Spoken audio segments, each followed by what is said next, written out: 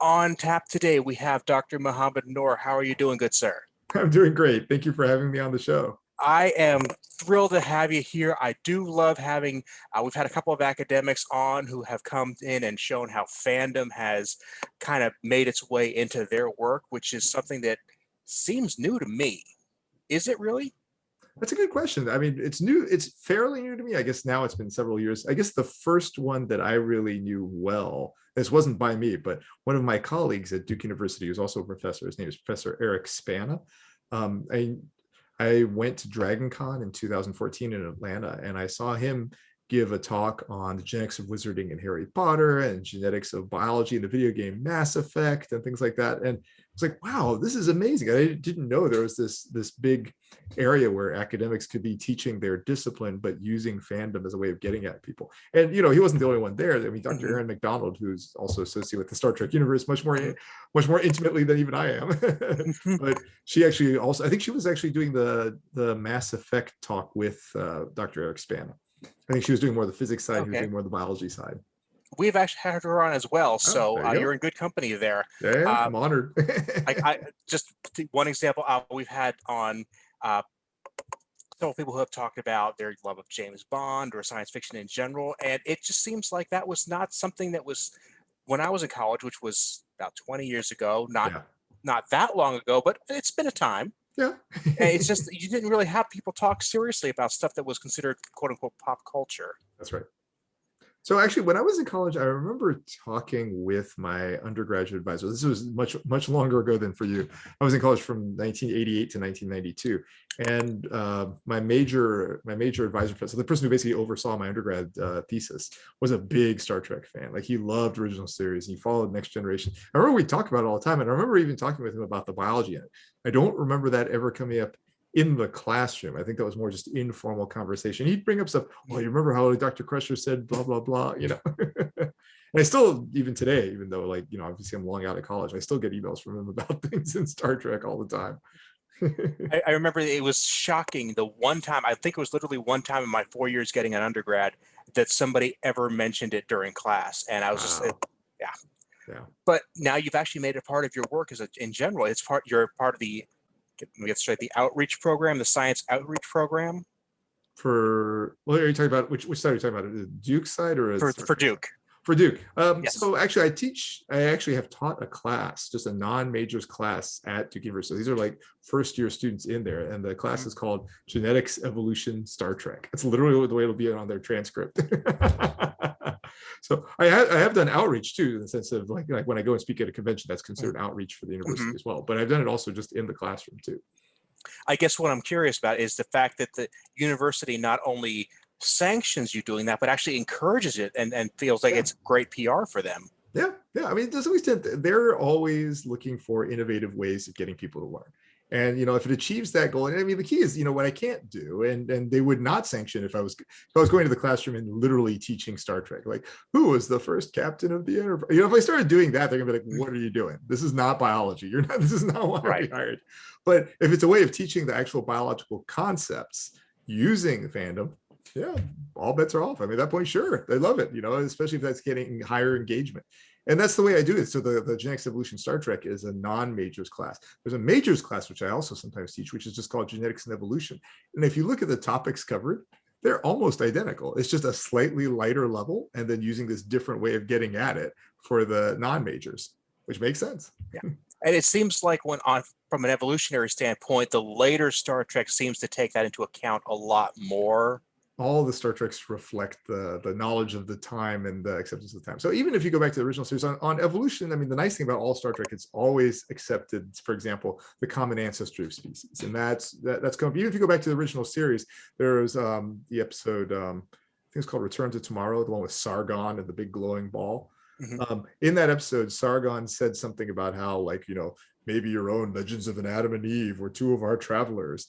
And one of the guest people on there, who was actually the person who later played Pulaski, but in that original one, she was Dr. Ann Hall. She's like, no, our studies have shown that life on Earth evolved independently and on site. Like, okay, yeah, Dead on. Now, where you see the big advances is genetics, because if you go back to the 1960s, our knowledge of genetics like sucked compared to now. I mean, we hadn't even sequenced DNA at that point. I mean, we knew what DNA was a hereditary material, but we hadn't actually gotten like sequences of things.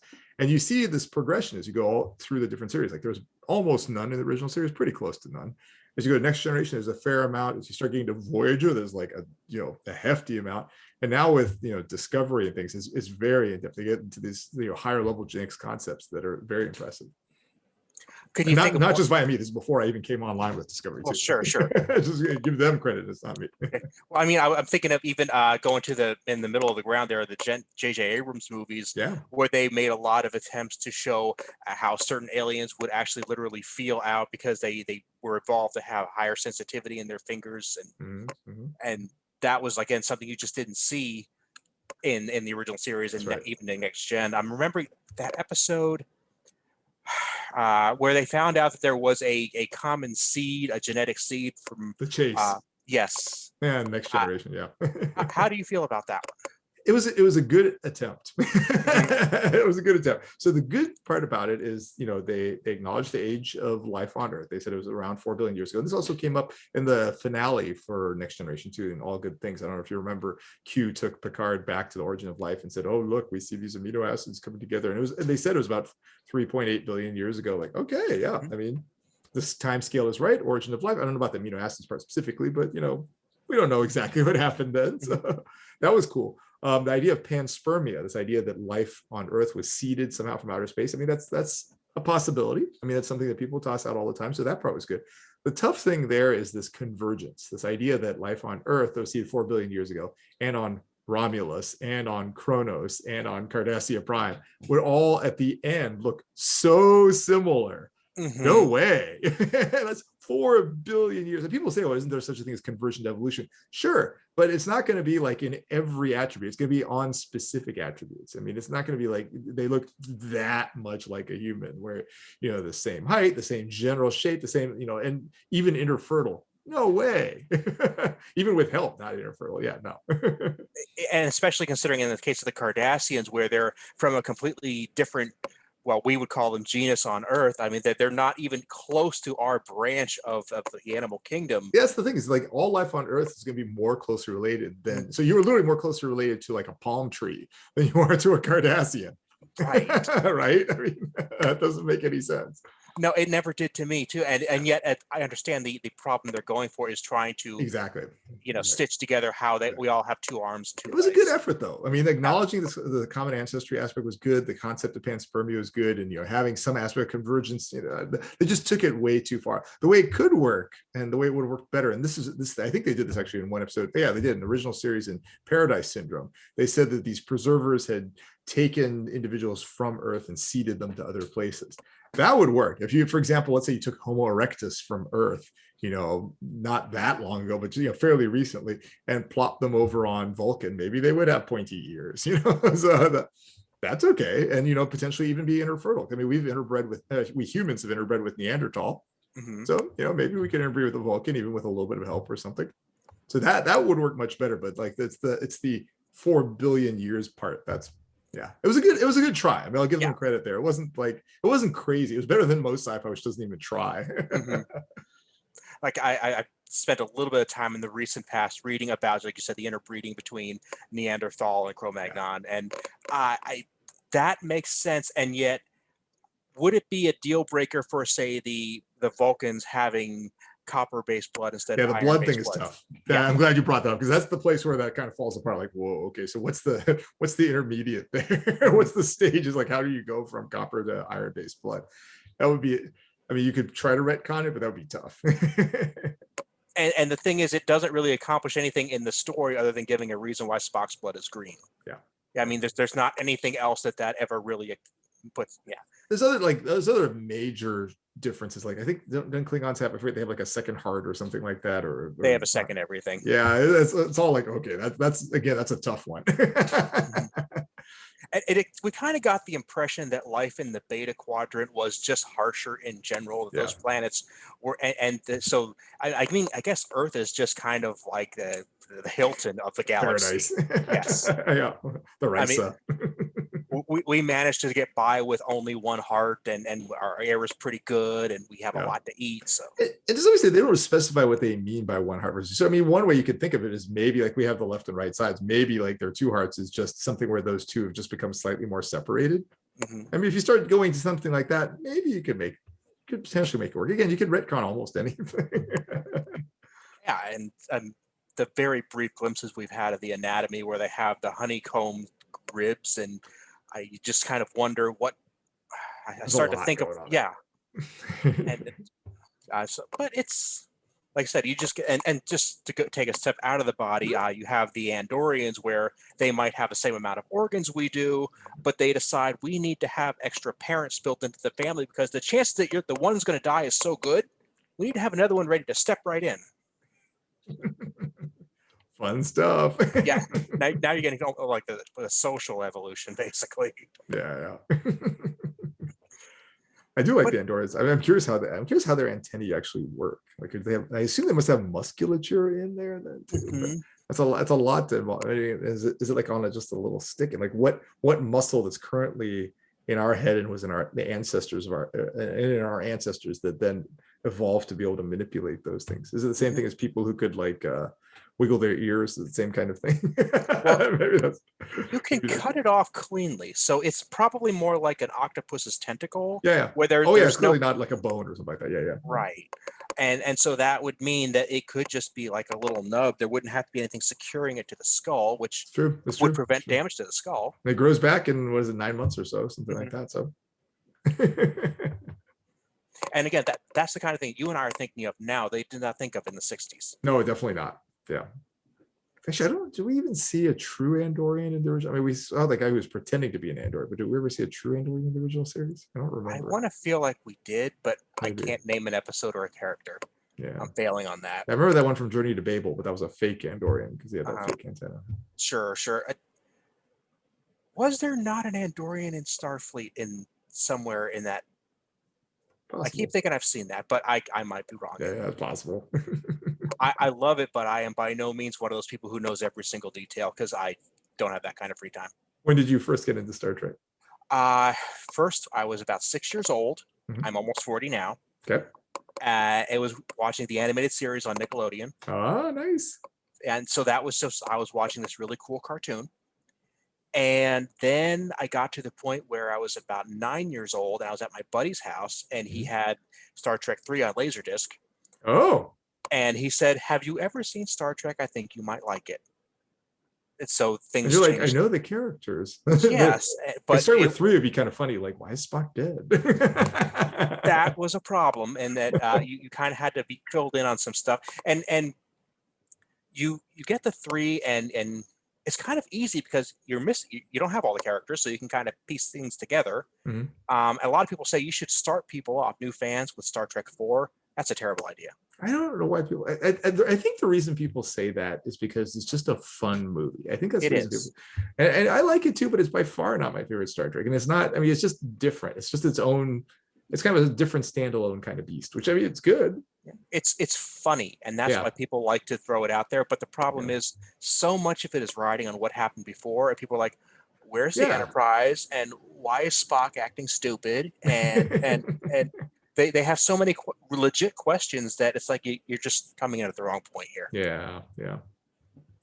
I really like 2 and 6, like in terms of the original series ones. Of course, Wrath of Khan. Everybody loves Wrath of Khan. It's fair, but I like 6 too. 6 is just interesting. Yeah, there's just the political intrigue and the mystery to it. It was cool.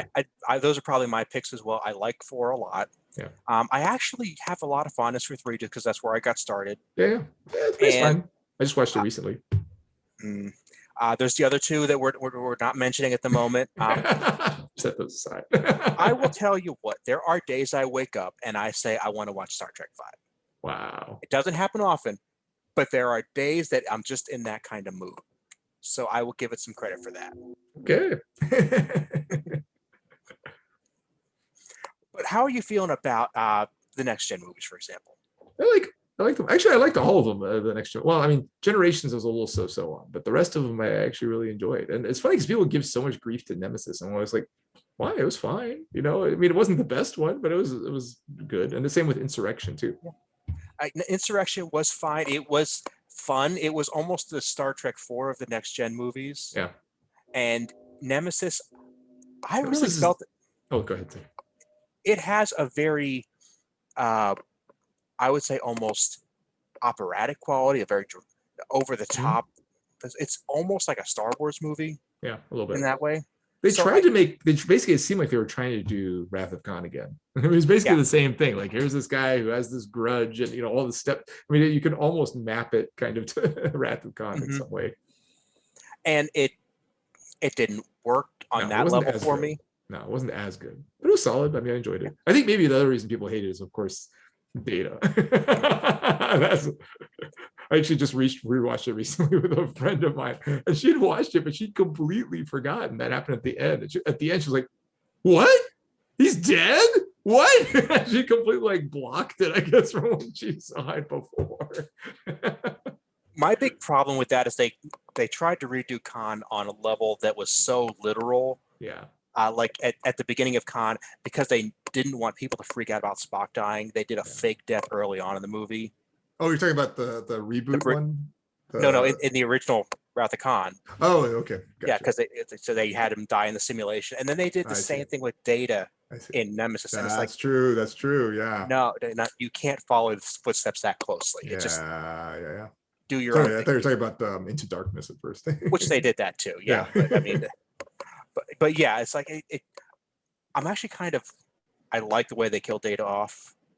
Yeah. Because I think it's a good writing step is to say we're willing to let this character go in favor of making a good story. Yeah. Yeah. And I like the fact they didn't bring him back for Picard. They did. Agreed. Mm-hmm. I was a little surprised about B4, the whole thing, because the B4 was just like, we decided we were done with him. Like, okay. That was interesting. And Lore is apparently AWOL. He was supposed to be deactivated, but nope. Can you ever believe that? No, right. Exactly. Some evil person's going to put him back together.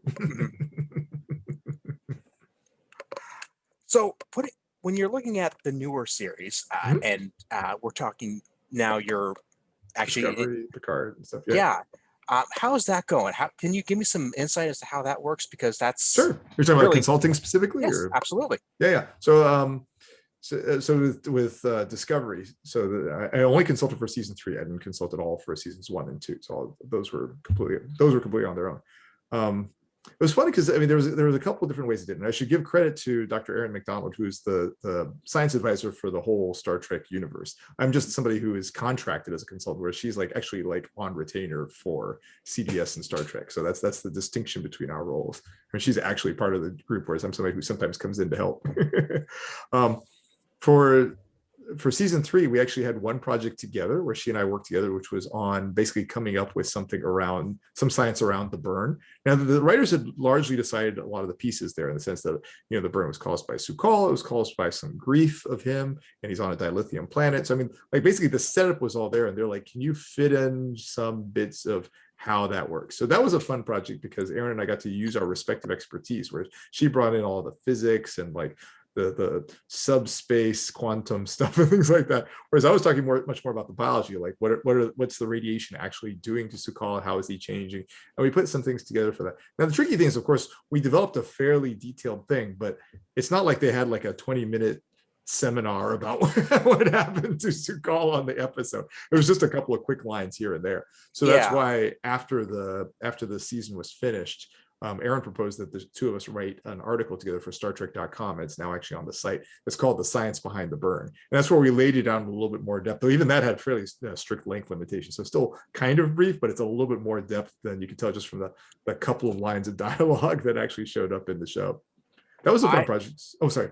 No, I was going to say, I'm really glad that article was written, because I got to tell you, I loved season 3 of Discovery. I thought it was a great story. Thank you.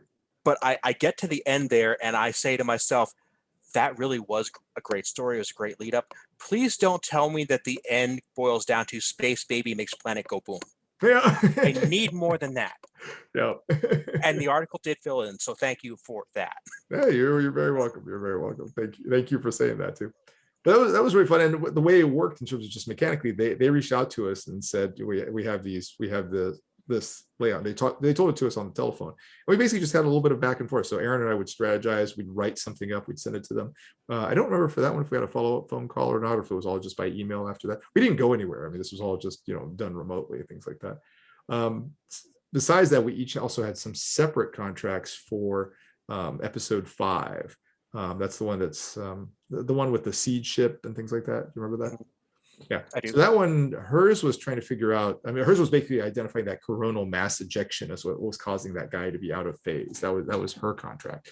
Mine was actually around the aliens on the space station, saying like, can you see like why they would be sick and how getting these seeds might be helpful in some way or something like that. And so like, so for my instructions, like we need a disease, it needs to be not communicable, it needs to be associated with something they've eaten, it needs to be bad where they can't just like fix it or just, it doesn't just pass or something like that. So that's where I came up with the idea of how about a prion disease, and like you're trying to find the original pre-misfolded protein from the seed ship and things like that. So this guy sketched out those pieces to it. There was actually for that one more that was supposed to happen with the aliens that I'd sketched out with the writers. That then wasn't in the final episode. I guess they just decided they didn't want to do that with them. So fair enough. I mean, it's okay. That dovetails really well into one thing I had to ask about. Sure. Is when you have the chance to take something that's already pretty good, like your average Star Trek episode, and then you get to thrust the science into it so that it actually makes some amount of sense in the real world, and they don't get to use everything that you offer for whatever reason. How's that feel in your head? I mean, that's honestly, that's the expectation. Like, you know, I'm doing this and I'm giving it to them, and then it's like, you know what? They're gonna make their best call because they see the big picture and I don't see the big picture. I'm literally, I fully acknowledge my role as a consultant and not a writer. You know, I'm gonna advise them, and at the end, in theory, they could use none of it, you know, and I'd be a little bit sad if it was none, because I'd be like, oh, there's nothing there. But you know, they have to make the best call, and always story is going to trump science. I mean, this isn't, as I always say in talks with people, it's not National Geographic. I mean, this is something where if they need somebody to do something impossible, and I say, well, here's the way to make it possible, but it's like really jargon heavy or really tough, they're gonna be like, you know what, we're just not going to say then. You know, or we're just going to make it impossible, or so be it. Because again, we're watching just fun stories. And if they can make it, I mean, this is the kudos to the writers for this. If they can make it scientifically accurate and not sacrifice on the story, they're very willing to do that. They know how much these TV shows inspire people to go into science. They know how much it inspires people to go into STEM much more broadly. And they're willing to invest money in this, which I think is fantastic. You know, so the example I like to use is, you know, there's plenty of shows that if something needs to turn invisible, they're like, fine, I'll shoot an invisibility ray at it. Like, invisibility ray? What does that mean? That wouldn't happen on Star Trek. That would be ridiculous. At least not on modern Star Trek, maybe original series. The slingshot effect is one of those where I say, how much is there to that? Especially when you can go both ways. Yeah. Let's go around the sun the other way and come forward in time. I mean, that's just basically a hair above Superman spinning around the world backwards to turn back time. It's like, okay, yeah. But okay. I actually don't know. I'm not a physicist, so maybe it is possible. I don't know. I'm not either, so I'm not going to argue that point. But it's actually interesting that you would choose those words, because that's almost exactly what Dr. Erin and I said when she was on the first time, is that the bottom line is there's a balance between story and science, and for entertainment, the story does come first. And, yeah. And I'm just interested that you choose the exact same words. Well, we work together a lot, so I mean, Sure. Not surprised we think similarly. And then the last thing, so that was sort of the one was, like I said, the large thing where it was in the context of the whole story in terms of Su'Kal. The second one was more an episode one. And then there were a couple of like quick, you know, hey, here's a bit of dialogue. Can you science it, make sure it's okay? You know, and, you know, I've heard, I don't think they did this with me, but I think they have done it with Erin, where it'll be like, insert science here. It'll be a clause that's just missing, fill in something there. Or they might just give you something with some random clause. It's like with Erin, I think it often, or with Dr. Erin often has like quantum something. But, you know, we other than just suggest like, well, rather than genetic, when you see epigenetic there, right? Rather than this one, you say that. And they're very open to it, like, sure. And now if it's too much, if it's too weird or something like that, they'll sometimes push back. And it's good, they'll do that. They'll say like, look, this is really hard for the actor to say this, or it's going to be too much for the audience to absorb that. Can you take it down to like one word or a simpler word? Is it okay if we say this? And I appreciate the fact that they'll work with me on that. And at the end, they have to make the best judgment for the show. I trust them implicitly. They're wonderful people, by the way. I have heard that. And I, as an audience member, there are times that I'm sitting there thinking, I really don't know if what they just said has any merit to it at all, or if it's just a word they made up to get the show moving. Yeah, sometimes it is. And that's okay. It's just the is. fact that I'm even wondering is a sign that somebody did their job right somewhere. Yeah, and if you go back like some more classically, like before Dr. Erin and me, I mean, there was Andre Bormanis was the advisor for End of Next Generation and into Deep Space Nine and Voyager. And one of the things he said is like you'd sometimes take a word and then tweak it a little bit. But honestly, if you think about a lot of this within science and like scientific research, a lot of the jargon that we use is based on some word that was used before with a slight tweak that somebody later put in there. So if you see a word that's unfamiliar and somebody says there's no such thing as that, that's true for most of the scientific words we say. So if you're fast forwarding 200 years, sure, there's gonna be a whole bunch of words that nobody's ever seen, of course. Trying to remember exactly what I was reading, but it basically describes the process that people come up with of coming up with theories. And in some cases, we just find something we don't know, we give it a name, and then we act like that name is our understanding. Oh no, we just said this is the problem, and we just put it in a box and put it on a shelf. Yeah. No, well said. Well said. Like I said, I didn't come up with that. I just failing to remember where I got it from. Okay. Well, I tell you what, before I let you go, I do want to ask about one more thing. Please. I'm happy. Okay. And that is, if you were to start a Star Trek show, not necessarily write it, but just kind of conceptualize it, something that would be start from this point of science and work toward the story. Let's not worry about if that's a good idea or not. Mm-hmm. What would you like to do? That's a good question. So starting with the science. So in this case, the story doesn't necessarily have to be like really start from your exciting strong point. Start from your wheelhouse and work out from there. So one of the big things when in the intros to at least the earlier series, they always said like, our mission is to seek out new life and new civilizations. When they're seeking out new life, they're almost always seeking out new humanoid life. I mean, in fact, if you go to the original series, when they saw plants, they kind of ignored them. They sometimes like have plants. They're like, there's no life signs. Like, what? I see a tree. What's wrong with that? It would be interesting to have more. I mean, you figure probably the most likely kind of life is probably microbial. I mean, if based on like how is life going to originate, assuming it's completely independent of us, if it just originated, it's probably more likely to be microbial than something else. It would be interesting to have more of a focus on that than there is in other places. Now, you've seen that in a couple of times in Star Trek. So like the micro brain from the Next Generation, or the little glowy lights. I don't remember if you remember those, but I think they were silicon based too. That I would like something more like that. I think that would be really interesting. Something that's small and very likely, and you're just like, and you're trying to understand, maybe something where you're actually debating, and this has come up more in the context of artificial life, something where they're debating if it is alive.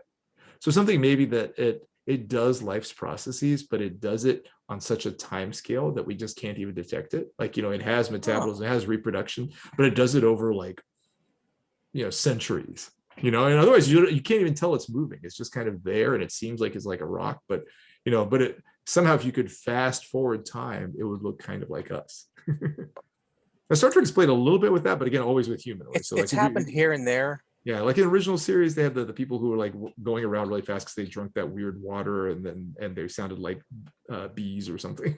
and the episode of Voyager where blink of an eye. Yeah. So that all time was dilated. It wasn't even just like a specific organism. But it'd be interesting if you could be there and it's just everything's just off. They're trying to figure out what it is, and maybe especially if you add to it that it's also microbial. Is that alive? It'd be fascinating to see. And then I think of that, and I immediately go straight to the episode of The Simpsons where Lisa grows a civilization out of her tooth. And that might be what I described. Might be a tediously boring episode to everybody but me. But I would think it was fascinating. It would too. But I've always kind of wondered if you could get away from the humanoid part of it, but not necessarily go down to the microbial level. Just get to, say, finding an intelligent life that's based on, say, spiders, where they might be intelligent, but they have no idea of what we think of as, culture, order, right and wrong. It's just like, look out for me. Yeah. That'd be cool. Or we could have another Horta. I actually a while back I pitched an idea about something like that to one of the Star Trek audio production Oh, podcasts, really? Oh, and cool. I'm kind of glad they didn't pick it up because I was going to get really grisly about it. Basically, so these people get this crew gets captured on a planet of hyper intelligent spiders, and they have no way out, and Oh, wow. they pretty much either all commit suicide or go insane. Oh my gosh, yeah. I'm Yeah, not a so big yeah, spider fan, so I would not love this. well, neither am I, and that's why I picked That's why, spiders. yeah, that's why it's extra scary. Yeah. So after you watched Star Trek 3, did you go back and watch the original series TV shows? Yes. Once I got into Star Trek 3, that was like the beginning of my really getting into it. It was no longer just this Gotcha. cute cartoon. It was like I wanted to watch Star Trek 4 the next week, and then I Yeah. went home and I opened up the TV guide, and okay, way back when you used to get a magazine that told you when things were on TV. This is for the benefit of the Well, with younger the viewers. Sunday newspaper would be the Yep. TV week. I remember Yeah. that. Or you might actually go pay money for a smaller, more convenient version of it. Mhm. Yeah. I would look up every rerun of the original series and Next Gen. There was no DS9 yet. Nope. That was still coming out, but I heard about it not too long after that, and it was like I get to get in on the ground floor with this new show, and Yeah. new DS9 became my favorite, Yeah. partially because of that. I assume you were taping them on VHS too. Yes, absolutely. I did the same, plenty. And DS9 and Next Gen were both syndicated, so Mhm. stations would put them on whenever they wanted, and that Mhm. meant if you had the right time, you could actually watch the current week's episode and the next week's episode back to back if you planned it right. Hmm. Interesting. But Interesting. again, that's one of those things that today's kids will have no idea what I'm talking about. Yeah. Yeah. Now they're like, well, just wait till the series, till the season ends, and watch all of them in an hour or in a couple hours.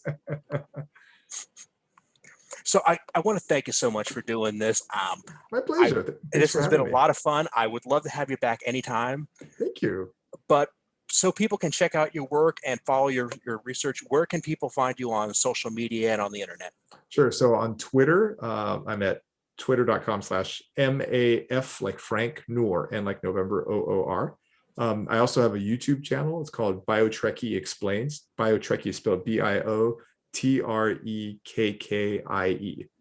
So if you Oh, just search in YouTube for that, it'll come right up. And I have one series that basically just ended and one ongoing series on there. So the one that just ended is called BioTrekkie with the Admiral. I did that one with Jane Brooke, who played Admiral Cornwell in Discovery.